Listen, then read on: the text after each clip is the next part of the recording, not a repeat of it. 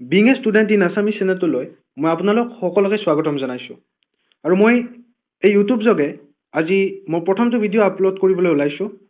আজিৰ ভিডিঅ'ৰ বিষয়বস্তু হ'ব ইংৰাজী ব্যাকৰণ আৰু ইংৰাজী ব্যাকৰণৰ ফাণ্ডামেণ্টেলছবিলাকৰ এক অন্যতম এটা কণ্টেণ্ট টপিক, সেইটো হৈছে পাৰ্টছ অফ স্পীচ আৰু সেইটোৱে আজিৰ ভিডিঅ'ৰ বিষয়বস্তু। আহকচোন পলম নকৰি আজিৰ ভিডিঅ'টো আমি আৰম্ভ কৰোঁ। Parts of speech. এতিয়া পাৰ্টছ অফ স্পীচনো কি? আপোনালোকে জানে যে পাৰ্ট মানে অংশ আৰু স্পীচ মানে হৈছে বাক্য বা কথা। আৰু এই বাক্য ক'বলৈ আমি কি ব্যৱহাৰ কৰিম? শব্দ, ৱৰ্ড। গতিকে বাক্য এটাত ব্যৱহাৰ হোৱা প্ৰতিটো শব্দকে কি বুলি ক'ব? পাৰ্টছ অফ স্পীচ বুলি কোৱা হ'ব। গতিকে আহকচোন আমি এটা এক্সাম্পল লৈ কিনে বুজো। For example, he plays football.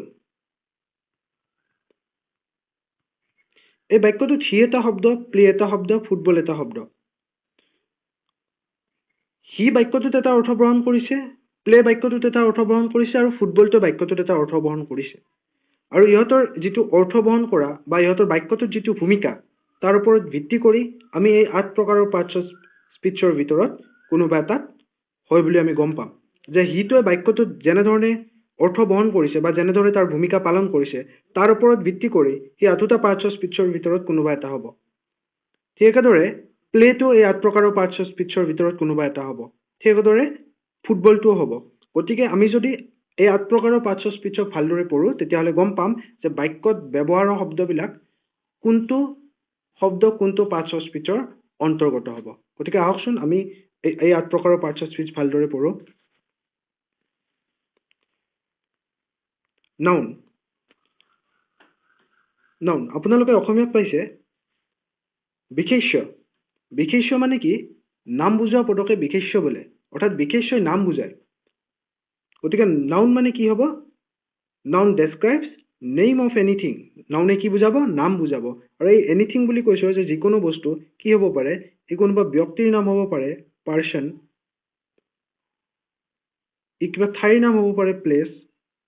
ই জীৱ জন্তুৰ নাম হ'ব পাৰে, এনিমেল। ঠিক একেদৰে কি হ'ব পাৰে? ই নেম অফ কোৱালিটি হ'ব পাৰে,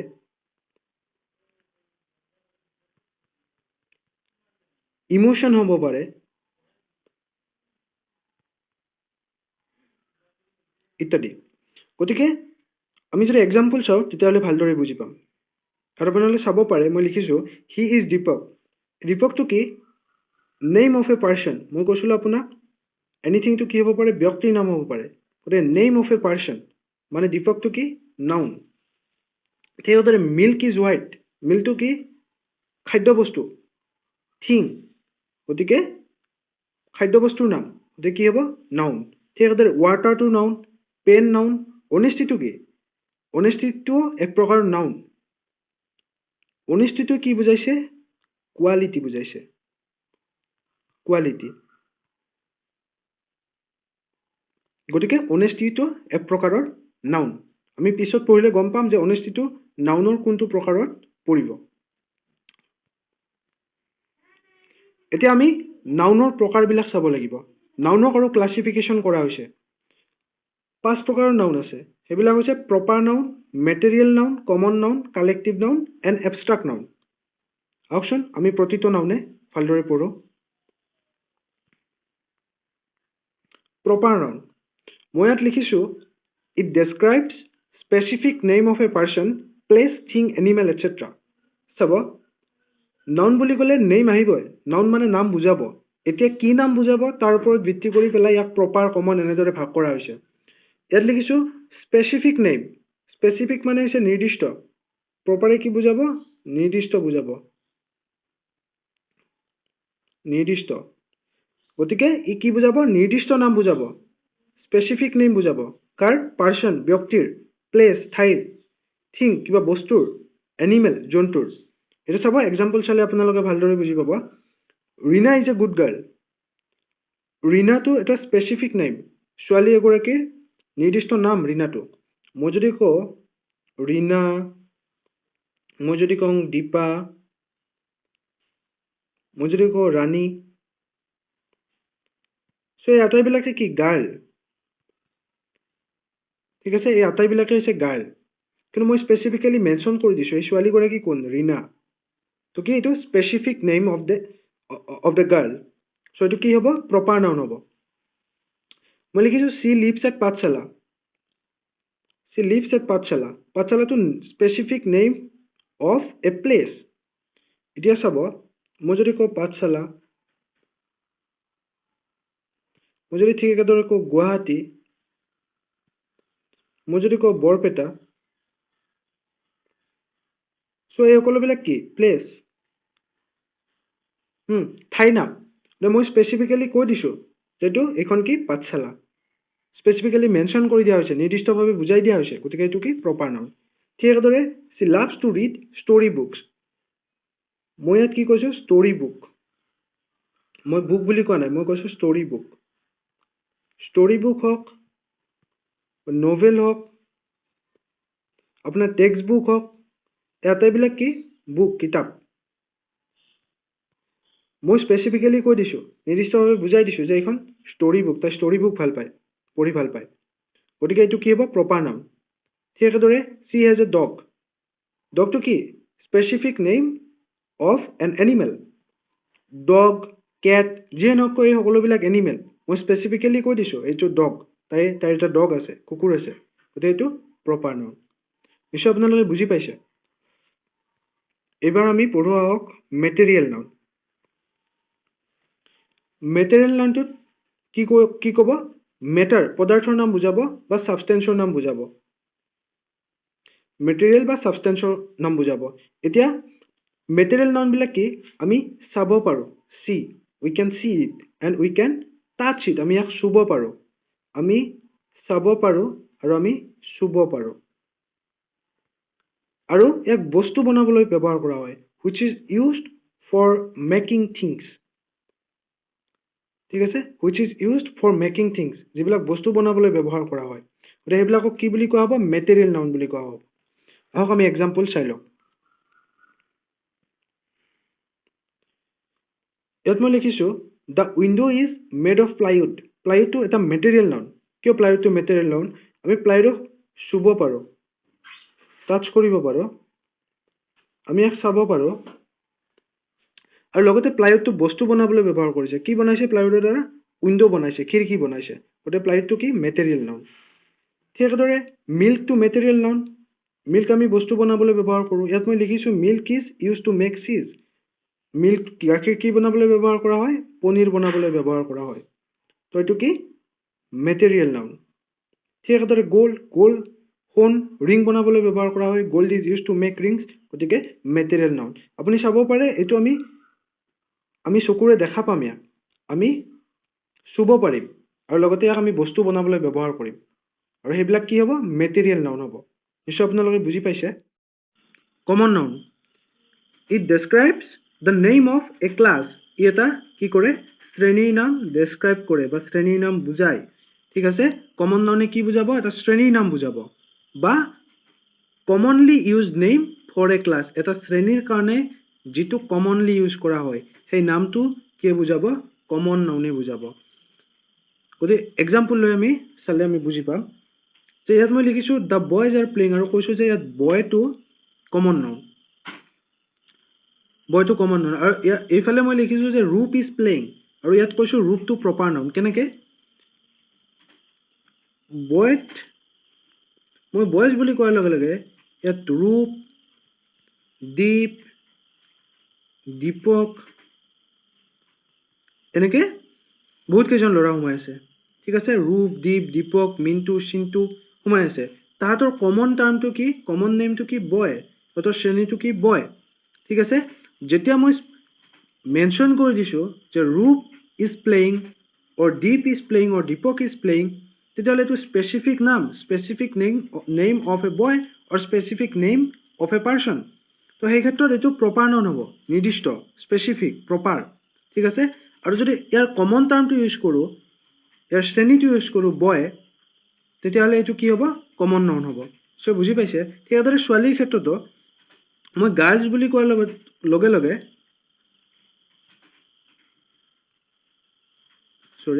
মই গাৰ্লছ বুলি কোৱাৰ লগে লগে ইয়াত ৰীতা গীতা সীতা ৰাণী চব সোমাই আছে গতিকে মই যদি স্পেচিফিকেলি কৈ দিছোঁ মেনশ্যন কৰি দিছোঁ ৰাণী ইজ এনজয়িং তাৰমানে মই এগৰাকী নিৰ্দিষ্ট ছোৱালীৰ নাম কৈছোঁ তো এইটো প্ৰপাৰ নাউন হ'ব কিন্তু মই যদি গাৰ্লছ লিখিছোঁ তাৰমানে ইয়াত ৰাণী গীতা সীতা ৰিম্পী চব এই শ্ৰেণীটোত সোমাই আছে গতিকে এইটো কমন টাৰ্ম কমন নাউন ঠিক একেদৰে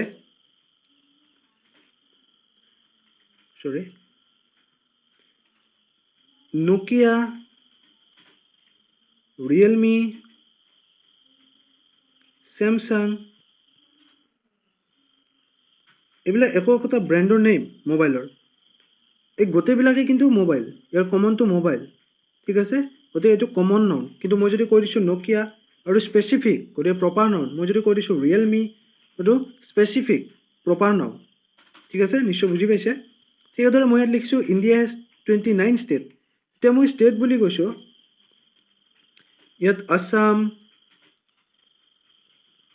অৰুণাচল প্ৰদেশ মহাৰাষ্ট্ৰ গতিকে এই গোটেইবিলাক ষ্টেটৰ নাম এই গোটেই 29খন ৰাজ্যৰ নাম সোমাই আছে গতিকে ইয়াৰ কমনটো হৈছে ষ্টেট সাধাৰণ গতিকে ইয়াত আসাম আছে অৰুণাচল প্ৰদেশ আছে মণিপুৰ মিজোৰাম মেঘালয় ত্ৰিপুৰা সকলোবিলাক আছে গতিকে ইয়াৰ কমনটো হ'ব ষ্টেট মই যদি স্পেচিফিকেলি কৈ দিছোঁ যে এইখন আসামৰ কথা কৈছোঁ তেতিয়াহ'লে এইটো প্ৰপাৰ আসামটো প্ৰপাৰ নাউন মই যদি অৰুণাচল প্ৰদেশ বুলি কৈছোঁ তেতিয়াহ'লে প্ৰপাৰ মই যদি মহাৰাষ্ট্ৰ বুলি কৈছোঁ তেতিয়াহ'লে প্ৰপাৰ কাৰণ স্পেচিফিকেলি মই কৈ দিছোঁ যে এইখন আসাম বা এইখন অৰুণাচল প্ৰদেশ এইখন মহাৰাষ্ট্ৰ তাহাঁতৰ যিটো কমন সেইটো হৈছে ষ্টেট ধৰি লৈছোঁ আপোনালোকে বুজি পাইছে এতিয়া আমি চাওঁ হওক ক্লাছিফিকেশ্যন অফ কমন নাউন প্ৰথমতে আমি পঢ়িলোঁ যে পাৰ্টছ অফ স্পীচনো কাক কয় তাৰপিছত আমি গম পালোঁ যে 8 প্ৰকাৰৰ পাৰ্টছ অফ স্পীচ আছে সেইবিলাক কি কি noun pronoun verb adverb adjective preposition conjunction and interjection এডভাৰ্বটো কিজানি মোৰ ৰৈ গৈছে ক'বলৈ চ' যিকি নহওক এনেকৈ 8 প্ৰকাৰৰ পাৰ্টছ অফ স্পীচ আছে তাৰ ভিতৰত আমি নাউন পঢ়িলোঁ নাউনক ক'লোঁ মই যে 5 ভাগত ভাগ কৰা হৈছে proper noun common noun material noun collective noun and abstract noun আৰু সেই নাউনবিলাকৰ সেই যি 5টা ভাগ ক্লাছিফিকেশ্যন তাৰ ভিতৰত আমি পঢ়িলোঁ ইতিমধ্যে কমন নাউন পঢ়িলোঁ প্ৰপাৰ নাউন পঢ়িলোঁ মেটেৰিয়েল নাউন পঢ়িলোঁ এতিয়া কমন নাউনক আৰু 2টা ভাগত ভাগ কৰা হৈছে সেই 2টা আমি এতিয়া পঢ়িব লাগিব গতিকে আহিছোঁ আমি ক্লাছিফিকেশ্যন অফ কমন নাউন মই ইয়াত লিখিছোঁ 2 types of common noun R মানে 2 প্ৰকাৰৰ কমন নাউন আছে সেই 2 প্ৰকাৰৰ কি কি countable noun and uncountable noun ইয়াত নামৰ মাজতে সোমাই আছে চাব কাউণ্ট মিনছ গণনা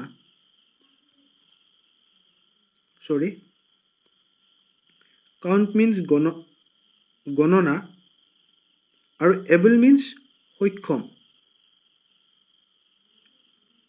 কাউণ্ট মানে হৈছে গণনা আৰু এবল মানে হৈছে সক্ষম অৰ্থাৎ গণনা কৰিবলৈ যিবিলাক সক্ষম সেইবিলাকক কি বুলি ক'ব কাউণ্টেবল নাউন বুলি ক'ব অৰ্থাৎ মই লিখিছোঁ ইয়াত we are able to count countable নাউনবিলাক আমি গণিবলৈ সক্ষম আমি গণিব পাৰোঁ ঠিক আছে ইয়াত চাব আনকাউণ্টেবল নাউন কাউণ্ট মানে গণনা মই ক'লোঁ ইতিমধ্যে এবল মানে হৈছে সক্ষম কিন্তু ইয়াৰ আগত মই লিখিছোঁ আন মানে নহয় অৰ্থত বুজাইছে নিগেটিভ বুজাইছে আনকাউণ্টেবল মানে যিটো আমি গণিব নোৱাৰোঁ অৰ্থাৎ we are not able to count or we are unable to count সেইবিলাকক কি ক'ব আনকাউণ্টেবল নাউন এতিয়া মই এক্সাম্পল লিখিছোঁ যে গণিব পৰা কোনবিলাক কাউণ্টেবল কোনবিলাক এগ কণী বুলি ক'লে এটা কণী 2টা কণী 3টা কণী আমি ক'ব পাৰোঁ গণিব পাৰোঁ গতিকে এগটো কাউণ্টেবল ঠিক একেদৰে বেনেনা পেন বুক কাউ কাৰ টেবল এই সকলোবিলাক আমি গণিব পাৰোঁ ক'ব পাৰোঁ যে এখন কিতাপ 2খন কিতাপ 3খন কিতাপ এটা গৰু 2টা গৰু 3টা গৰু ঠিক একেদৰে বাকীবিলাকো কিন্তু আনকাউণ্টেবল নাউনৰ ক্ষেত্ৰত আপুনি চাব এক্সাম্পলবিলাক মিল্ক আমি ক'ব নোৱাৰোঁ এটা মিল্ক 2টা মিল্ক 3টা মিল্ক আমি এনেকৈ নকওঁ বা আমি গণিব নোৱাৰোঁ তাত ঠিক একেদৰে চল্টৰ ক্ষেত্ৰত নিমখৰ ক্ষেত্ৰত আমি এটা নিমখ 2টা নিমখ 3টা নিমখ আমি এনেকৈ ক'ব নোৱাৰোঁ অৰ্থাৎ আমি নিমখ গণিব নোৱাৰোঁ ঠিক একেদৰে চুগাৰ আমি গণিব নোৱাৰোঁ ৰাইচ আমি গণিব নোৱাৰো, হানি আমি গণিব নোৱাৰো, টি গণিব নোৱাৰো, ৱাটাৰ গণিব নোৱাৰো। এতিয়া দুটা কুৱেশ্যন আছে, এই দুটা হৈছে মানি। এতিয়া আপোনালোকে কমেণ্ট বক্সত জনাব যে মানিটো কাউণ্টেবল নাউন নে আনকাউণ্টেবল নাউন। আৰু ঠিক একেদৰে আপোনালোকে জনাব ষ্টাৰ, তৰা, এই ষ্টাৰটো কাউণ্টেবল নাউন নে আনকাউণ্টেবল নাউন। মই আশা কৰিছোঁ আপোনালোকে এই দুটা মোক কমেণ্ট বক্সত জনাই দিব। যেতিয়া কালেক্টিভ ৱৰ্ডটো আহিব, ইয়াত এটা বস্তুৰ কথা কোৱা নহয়, ইয়াত এটা কালেকশ্যনৰ কথা কোৱা হ'ব, ইয়াত মানে এটা গ্ৰুপৰ কথা কোৱা হ'ব। ঠিক আছে, মই কাৰণে লিখিছোঁ it refers to the name of A group, এটা গ্ৰুপৰ নাম ই বুজাব। গতিকে গ্ৰুপ অফ পিপল, কি গ্ৰুপ? পিপুলৰ গ্ৰুপ হ'ব পাৰে, এইটো এনিমেলছৰ গ্ৰুপ হ'ব পাৰে, বা আন কিবা বস্তুৰ গ্ৰুপ হ'ব পাৰে। কেনেকুৱা আমি এক্সাম্পল চাওঁ। মই ইয়াত লিখিছোঁ a band of men, a gang of thieves, a staff of employees, a crew of soldiers, a circle of friends. যেতিয়া কৈছোঁ এ চাৰ্কুল অফ ফ্ৰেণ্ডছ, তাত এজন বন্ধুৰ কথা কোৱা হোৱা নাই, তাত এটা গ্ৰুপৰ কথা কোৱা হৈছে। ঠিক একেদৰে এ ক্ৰিউ অফ চলজাৰ্ছৰ ক্ষেত্ৰতো এটা এ গ্ৰুপ অফ চলজাৰৰ কথা কোৱা হৈছে। এ ষ্টাফ অফ এমপ্লয়িজ বুলি কোৱাৰ লগে লগে তাত এজন এমপ্লয়ৰ কথা কোৱা হোৱা নাই, মানে এজন এমপ্লয়ৰ লগ লাগি এটা ষ্টাফ হ'ব নোৱাৰে। তাত বহুকেইজন এমপ্লয়ৰ কথা কোৱা হৈছে, এটা গ্ৰুপৰ কথা কোৱা হৈছে। ঠিক একেদৰে এই গেং অফ থিপছ বুলি কোৱাৰ লগে লগে চোৰৰ এটা গ্ৰুপৰ কথা কোৱা হৈছে, এটা গেঙৰ কথা কোৱা হৈছে। ঠিক একেদৰে এ বেণ্ড অফ মেন বুলি কোৱাৰ লগে লগে এজন মানুহৰ কথা কোৱা হোৱা নাই। ঠিক একেদৰে এনিমেলছৰ ক্ষেত্ৰত a colony of girls, a flight of birds, a flock of turkeys, an ambush of tigers, kennel of dogs. তাতো এটা গাৰ্লছ বুলি কোৱাৰ লগে লগে, এ কলনি অফ গাৰ্লছ বুলি কোৱাৰ লগে লগে এটা চিলনীৰ কথা কোৱা হোৱা নাই। এ ফ্লাইট অফ বাৰ্ডছ বুলি কোৱাৰ লগে লগে এজাক চৰাই উৰাৰ কথা কোৱা হৈছে। ঠিক একেদৰে বাকীবিলাকো। আৰু এইফালে লিখিছোঁ মই থিংছৰ ক্ষেত্ৰত a bottle of milk, a cup of tea, a glass of water, a piece of cheese, a jar of honey. যেতিয়া এই বটল অফ মিল্ক বুলি কওঁ, তেতিয়া এগিলাচ গাখীৰৰ কথা বুজায়, এবটল গাখীৰৰ কথা কোৱা হৈছে। ঠিক একেদৰে এ কাপ অফ টি বুলি কোৱাৰ লগে লগে একাপ চাহৰ কথা কোৱা হৈছে। এ গ্লাছ অফ ৱাটাৰ বুলি কোৱাৰ লগে লগে এগিলাচ পানীৰ কথা কোৱা হৈছে। এ পিচ অফ চিজ বুলি কোৱাৰ লগে লগে এটুকুৰা পনীৰৰ কথা কোৱা হৈছে। ঠিক একেদৰে কালেক্টিভ নাউনবিলাকত এটা গ্ৰুপৰ কথা কোৱা হ'ব, সেইটো এটা পিপুলৰ গ্ৰুপ হ'ব পাৰে, এনিমেলৰ গ্ৰুপ হ'ব পাৰে, বাট কিবা বস্তুৰ গ্ৰুপ হ'ব পাৰে। ধৰি লৈছোঁ আপোনালোকে কালেক্টিভ নাউন বুজি পাইছে। Abstract noun, it describes the name of qualities, ideas or emotions. গতিকে ইয়াত চাব, নাউন মিনছ নেমটো বুজাবই। এতিয়া এবষ্ট্ৰাক্ট নাউন বুলি কোৱাৰ লগে লগে কি বুজাব?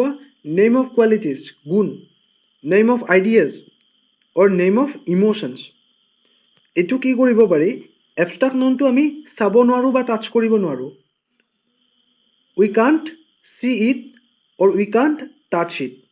আমি ইয়াক চাব নোৱাৰোঁ, আমি ইয়াক চুব নোৱাৰোঁ। ঠিক আছে, আমি ইয়াক চুব নোৱাৰোঁ, চাব নোৱাৰোঁ। তেতিয়াহ'লে কি কৰিব পাৰিম? ইয়াক আমি ফিল কৰিব পাৰিম, অনুভৱ কৰিব পাৰিম।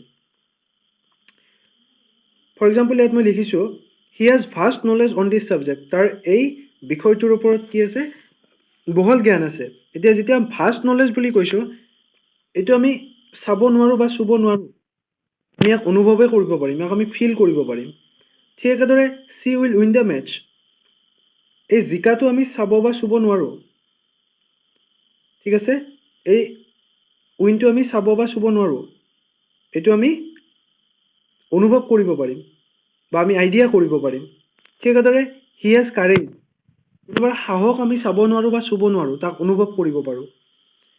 He has the ability to speak in English, তাৰ ইংলিছত কোৱাৰ ক্ষমতা আছে বা সামৰ্থ্য আছে, সেইটো আমি এবিলিটিটো আমি অনুভৱ কৰিব পাৰোঁ, ইয়াক চুব বা চাব নোৱাৰোঁ। ঠিক একেদৰে we should leave our evil company. Sorry, মই ইয়াত লিভত এইটো আণ্ডাৰলাইন কৰা খাইছে, ইয়াত হ'ব এভিলটো হ'ব। ঠিক আছে, মই আকৌ এবাৰ কৈ দিছোঁ, ইয়াত এভিলটো হ'ব এবষ্ট্ৰাক্ট নাউন। গতিকে এই এভিল বুলি কোৱাৰ লগে লগে যিটো বদমাছ কোম্পেনীটোৰ কথা কোৱা হৈছে বা বদমাছৰ কথা কোৱা হৈছে, দুষ্ট প্ৰকৃতিৰ লোকৰ কথা কোৱা হৈছে, সেইটো আমি অনুভৱ কৰিব পাৰোঁ, তাক আমি চাব নোৱাৰোঁ বা চুব নোৱাৰোঁ। নিশ্চয় আপোনালোকে এবষ্ট্ৰাক্ট নাউন বুজি পাইছে। এবষ্ট্ৰাক্ট নাউনে কি বুজাব? কোৱালিটিজ বুজাব, আইডিয়াজ বুজাব বা ইম'চনছ বুজাব। গতিকে নাউনৰ যিটো ক্লাছিফিকেশ্যন সেইটো আমাৰ সম্পূৰ্ণ হ'ল। ইয়াৰ পিছত আৰু 7টা নাউন আমাৰ পঢ়িব আছে। কি কি আছিলে এবাৰ কৈ দিছোঁ। Noun, pronoun, verb, adverb, adjective, preposition, conjunction and interjection. আমি নাউন পাৰ্টটোহে পঢ়িলোঁ আৰু বাকীকেইটা আমাৰ পঢ়িবলগীয়া আছে। গতিকে নেক্সট পাৰ্টবিলাকত আমি বাকীবিলাক সম্পূৰ্ণ কৰিবলৈ চেষ্টা কৰিম। গতিকে আশা কৰিছোঁ আপোনালোকে মই উপস্থাপন কৰিব খোজা কথাখিনি আপোনালোকে বুজি পাইছে ভালদৰে। আৰু এনেকৈ এই বাকী পাৰ্টবিলাক চাবলৈ বা এনেকুৱা এডুকেশ্যনেল ভিডিঅ'জবিলাক চাবলৈ আপোনালোকে মোৰ চেনেলটো ছাবস্ক্ৰাইব কৰিব পাৰে বা আপোনাৰ লগৰ ফ্ৰেণ্ডছবিলাকক ৰিকমেণ্ড কৰিব পাৰে। আশা কৰিছোঁ এই ভিডিঅ'টোৱে আমাৰ ক্লাছ 5ৰ পৰা যিখিনি ক্লাছ 10লৈকে ষ্টুডেণ্ট আছে সেইসকলকো উপকৃত কৰিব। লগতে যিখিনি কম্পিটিটিভ এক্সামৰ কাৰণে প্ৰিপেয়াৰ কৰি আছে, যিখিনি বিগিনাৰ্ছ আছে, এডভান্সটো বেলেগ কথা বাৰু, যিখিনি বিগিনাৰ্ছ আছে সেইখিনিৰ হয়তো আশা কৰিছোঁ সেইখিনি লাভৱান হ'ব। গতিকে ধন্যবাদ জনাইছোঁ আটাইকে ভিডিঅ'টো চোৱাৰ বাবে আৰু নেক্সট পাৰ্ট অতি সোনকালে লৈ আহিম।